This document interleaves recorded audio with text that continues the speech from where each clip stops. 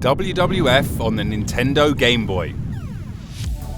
The WWF has a rich history of video games. Granted, some are better than others, but the majority of game systems that have been released over the years have had a WWF or WWE game released for them. Nintendo and the WWF have always had a special relationship, and only the Nintendo Wii U and the Nintendo Virtual Boy did not get a WWF or WWE game released on them. Today, we're looking at our hands, kinda like the Ultimate Warrior used to do, as we look at the series of games that were released for the Nintendo Game Boy system. We're looking exclusively at the games released for the original Game Boy, so no Game Boy Color or Game Boy Advance games will appear on this list. Thanks very much for joining us on this journey today. We're going to have some fun today, and if you want more fun wrestling content, please do not hesitate to subscribe and hit that like button just like the A button on your Game Boy if you enjoy the video. WWF Superstars, released in 1991. The first WWF action on the Nintendo Game Boy was WWF Superstars. This is based on the weekly TV show that the WWF had at the time, and not the 1989 arcade game from Technos. Brought to us by the studio Rare, yes, the same Rare that would go on to make Donkey Kong Country and GoldenEye, this is regarded by many as the best of all the WWF games released for the Nintendo Game Boy. The first thing we have to talk about is the roster. WWF Superstars only features 5 WWF wrestlers to play as. There's Hulk Hogan, The Ultimate Warrior, Macho King Randy Savage, Mr. Perfect, and Million Dollar Man Ted DiBiase. For a small roster of characters, you could argue that they got most of the big hitters the WWF had at the time. The one missing piece is Sergeant Slaughter. He perhaps would have been a better fit than either Ted DiBiase or Mr. Perfect. What makes WWF Superstars so unique is the presentation. No other 8-bit WWF game captures the look and feel of the WWF at the time. Before each match, wrestlers will do these fun little interviews where the wrestlers will talk smack with each other. After a match, we get post-match analysis from Vince McMahon too. No other game on the Game Boy or the NES had this level of WWF presentation. Heck, not even the 16-bit games on the Super Nintendo or Sega Genesis offer this. The graphics have these nice and chunky sprites that are animated well and look just like their real-life counterpart. The whole game has a lot of style to it, and it captures the early 90s WWF perfectly. Each wrestler has their theme music, which sounds great, except for Ted DiBiase. His music is really strange and sounds nothing like what it does in real life.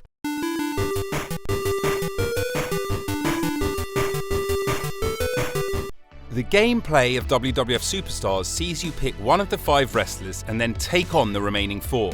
You can pick between a 1 or 2 out of 3 falls match. Each wrestler has a small selection of moves, drop kicks, body slams, punches, and a pile driver, some of the wrestling action that you can do. There are 2 special moves that you can do. If you press the select button, you'll throw your wrestler out the ring, and then the viewpoint will change. Also, if you successfully land 3 punches, the 4th will be an exclusive attack for that superstar. For example, Ultimate Warrior will do a headbutt, Randy Savage does an elbow attack. Speaking of Randy Savage, the strangest thing about this game is that each wrestler does a top rope elbow drop, except for the guy who actually used it as a finishing move. Randy Savage does a knee drop instead. Overall, WWF Superstars is a great game, and even though it was the first one, it's the best. It's actually the best of all the 8-bit WWF games that were released at the time. Be sure to let us know your memories and thoughts on this game in the comments section down below. WWF Superstars 2, released 1992. The very next year we'd get WWF Superstars 2, and while it has a 2 in the title, it's not really a sequel as it's a completely different game. This time, Rare is gone and it's Sculptured Software who developed the game. This is the studio that did some of the Mortal Kombat home ports. The game is pretty much a port of WWF WrestleMania Steel Cage Challenge on the NES. The roster in WWF Superstars 2 is a rather strange one. It does feature 1 more wrestler, so there are now 6 to pick from. This time around we can play as Hulk Hogan, The Undertaker, Sid Justice, Macho Man Randy Savage, and the Mountie. The Mountie? I mean, where's Bret Hart or Shawn Michaels? They'd have been a much better choice than the Mountie. Unlike the first WWF Superstars game, there's no TV-style presentation in Superstars 2. We get the wrestlers standing in the ring as we get their details, and that's it. This was such a disappointment after what the last game offered. The wrestlers also look far less detailed, they're smaller, and they've clearly tried to emulate the look of Super WrestleMania on the Super Nintendo, which stripped away most of the personality the last game had. The ring and arena look decent enough, and the cage they have in this game is kinda cool as it's got WWF logos on it. You also have the wrestlers' entrance music, and it sounds pretty damn good, but it's the gameplay that really lets WWF Superstars 2 down. You have more gameplay options this time around. You can play a one-on-one match, a tournament, a tag match, and there's also cage matches too. In the ring, this is much more limited than the last game. There are no special moves at all in this game. Each wrestler can punch, kick, headbutt, suplex, body slam, and ground attack. It's like they tried to emulate the gameplay of Super WrestleMania, and that was a huge mistake. Also, wrestlers can get their health back once per match, which really drags things out. Superstars 2 may have more match types, but the gameplay really lets this one down. It feels like more of a chore to play it, and it lacks the fun, excitement, and WWF style presentation that the last game had. But be sure to let us know your thoughts on WWF Superstars 2 in the comments section down below. WWF King of the Ring, released in 1993. Released the same year as the King of the Ring pay-per-view event, King of the Ring was brought to us by another developer. This time it was a company called Grey Matter Inc. in charge, and they made a very different kind of wrestling game to the last two the Game Boy received. King of the Ring was also released on the NES, and this port is very similar. The roster in King of the Ring is stacked. It features Bret Hart, Hulk Hogan, Randy Savage, Lex Luger, Razor Ramon, Yokozuna, Mr. Perfect, Shawn Michaels, and you. You is basically a representation of yourself. WrestleMania Challenge on the NES had a similar concept. The NES version has two extra characters in The Undertaker and Bam Bam Bigelow. Out of all the wrestlers to leave out, it's very strange they chose to omit The Undertaker. The gameplay modes in King of the Ring are quite impressive. You can play in one-on-one and tag team matches. You can also go for the WWF and the tag team titles, and there's a special King of the Ring mode that features the tournament from the pay-per-view. It's quite impressive how much they were able to squeeze in here. The presentation of King of the Ring is not bad.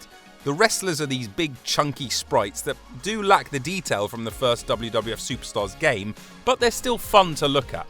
As far as the actual gameplay goes, King of the Ring once again has all the wrestlers sharing the exact same moves with no special moves or finishers. They do have different stats, which was ambitious for the time, but they did not really amount to anything.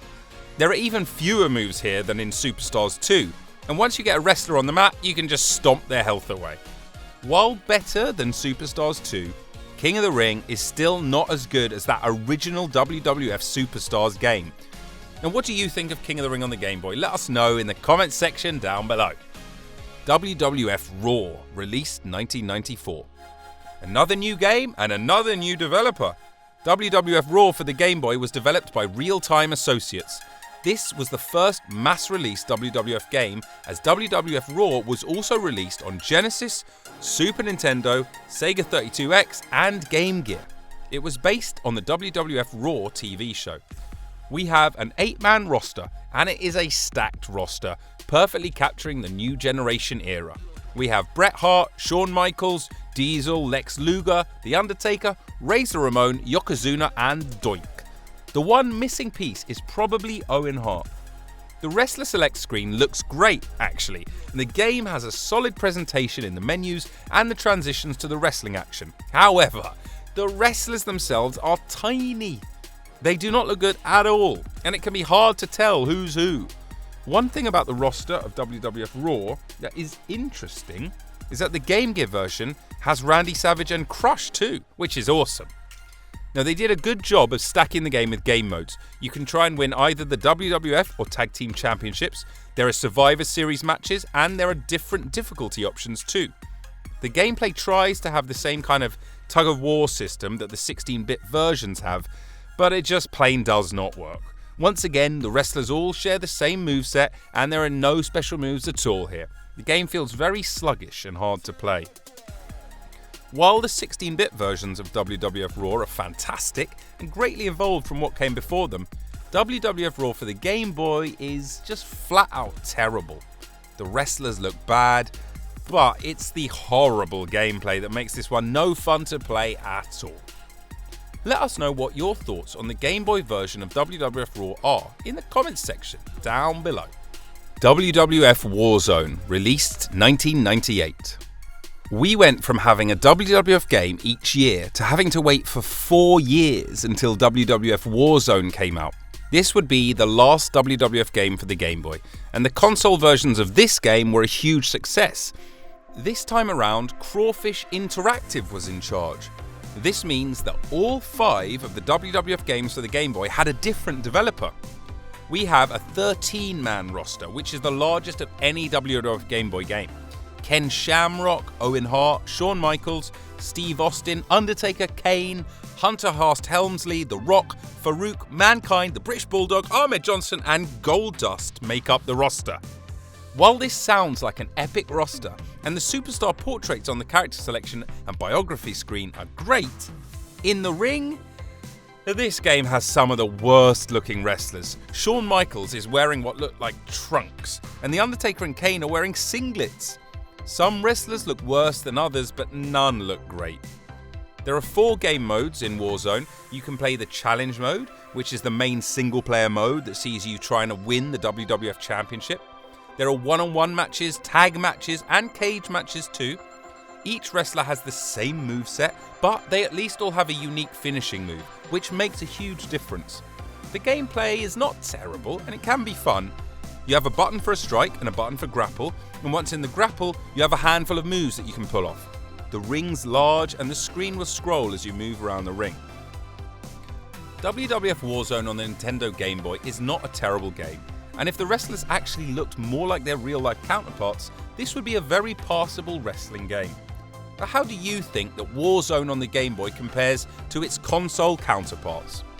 So, there you have it, all 5 WWF games released for the Nintendo Game Boy.